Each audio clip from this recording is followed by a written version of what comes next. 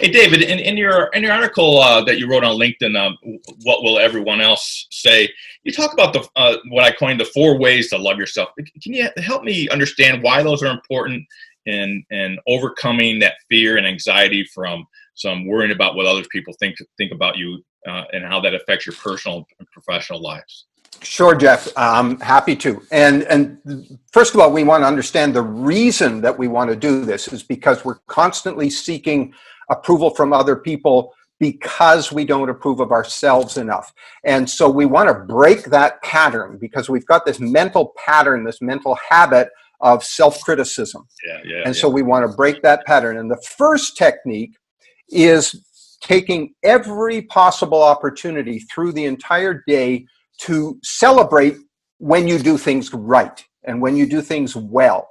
So it can be very small. You can say, I ate a healthy lunch today. I had a salad, or I had some fruit instead of, a Big Mac or whatever it is that, that I might have done.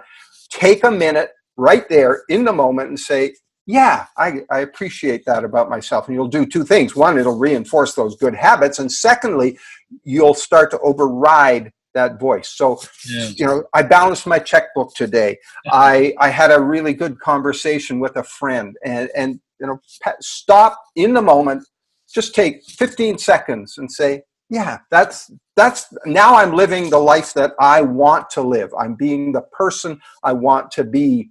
And that raises your self-esteem.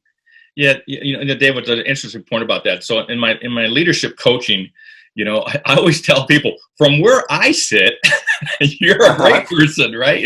And yes. I meet with people weekly, and I write down things that they accomplished in our week, and it's funny how some leaders are so critical on themselves. They'll go negative, ignoring the positive. And what I love about what you're saying about taking a moment and really celebrating is that you're looking at it from an outsider's view, right? You're saying, yes. If somebody was looking at what I accomplished today, this is what they would be happy. And I think it's so important that we internalize that and give ourselves credit and grace on the things that we didn't get done. But I think building off the credit of what we did accomplish is so important for reprogramming that brain. You're absolutely right. We're teaching ourselves to shift our focus. The second technique that I like to encourage people to do is to keep a victory log. And that would be a little journal or something. I've got journals all over the place. I've got shelves and shelves for these things because I like to write stuff down.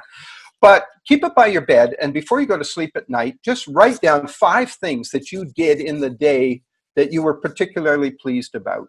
Yeah. And that you're proud of yourself for. And again, it's similar to the celebrate yourself, but it's actually committing it to paper. There's something about the kinesiological act of writing it out that connects with our brain a little bit more. It kind of reinforces and locks it in with our brain that says, yeah, I did cool stuff. And here it's even in writing that I did cool stuff today. And it simply interrupts that negativity pattern, that pattern of focusing on what went wrong or what we might have done wrong, with what we thought we did wrong, and shifts our focus to the things that we do well, which, frankly, there's a lot of them. Yeah. There's a lot of things most of the things that we do well.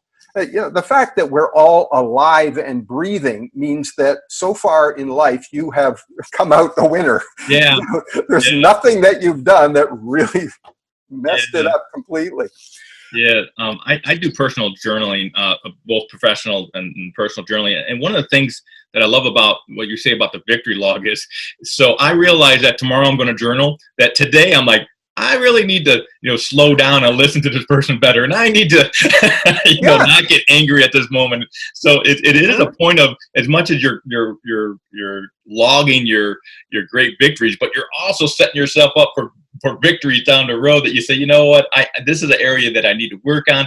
That's a really good point, Jeff, because what you're doing there is you're sort of splitting yourself into two. There's the you that's acting in the day, and then there's this sort of remote third-party observer that you're kind of reporting to now. There's the boss that you're reporting to, and you're saying, I want to please this person, which is much more healthy than pleasing, all these other strangers going on. So you're right. You set yourself up to do things well when you have that attitude. I want to make sure I've got something good to write in my journal tonight. So I'm going to go out. I'm going to make sure I do that exercise. I'm going to make sure I do eat healthy. Let's go on to the third one, Jeff. And this one is, and I will warn your listeners, your viewers ahead of time. This one's weird. Okay. This is something that I got from one of my teachers, a fellow named Jack Canfield, and it's called the mirror exercise. And the mirror exercise is one, every night before you go to bed, maybe you're brushing your teeth or something, stand in front of the mirror, look yourself straight in the eye in the mirror, and then talk out loud to yourself and tell yourself how pleased you are with the day that you've had, and review the things that you did during the day and say, David, I'm really pleased with you. I really want to appreciate for being so efficient with the use of your time today. That was really good. You stepped up today. And David, I want to really appreciate you for the way you ate healthy today. You were tempted with those donuts, but you took a pass.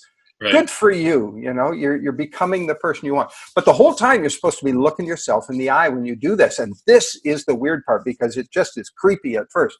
But stick with it. And I recommend to do it for, commit to 21 days, 3 weeks, or an entire month if you can, because what happens after about 7 to 10 days, you start to get more comfortable, and all of a sudden it feels fantastic, and that person in the mirror becomes somebody really important to you. And it feels like you feel that self-love growing. But the whole thing about looking yourself in the mirror and saying, I love you, this is one of the things that some families don't show that, right? Some parents have never told their kids' parents. And it's interesting. I've had the same experiences with the people I coach, where I say, do you love yourself? And they'll say yes. And I go, well, can you say it? And what's funny about that's not necessary. Right. Let's talk about a fourth technique that I like to use, and that is on a daily basis. And I practice daily meditation, and you don't have to sit, with incense burning or anything like that. But I just encourage people to get quiet for a little while, because there's two voices in your head. There's a really loud one that's constantly shouting at you, and more often than not, it's disapproving. It's telling you what you did wrong. It's telling you where you screwed up. But there's also another much quieter one. And if you can sit quietly for a little while and try to tune out the noise, quiet down the thoughts a little bit, and listen for that very quiet voice, because that quiet voice will always tell you exactly what you need to hear, and it will always approve of you, and it will always tell you what you should be doing. That's your authentic self talking. And so that's how you can start getting your guidance, because as we listen to others and hear these opinions of others and want to please them, as you said earlier, we're going off doing things that something in me is telling me I shouldn't be doing this. Right. When you can learn to listen to your heart and listen to that soul voice that's inside you, you'll get the authentic you, and you'll know what you should be doing.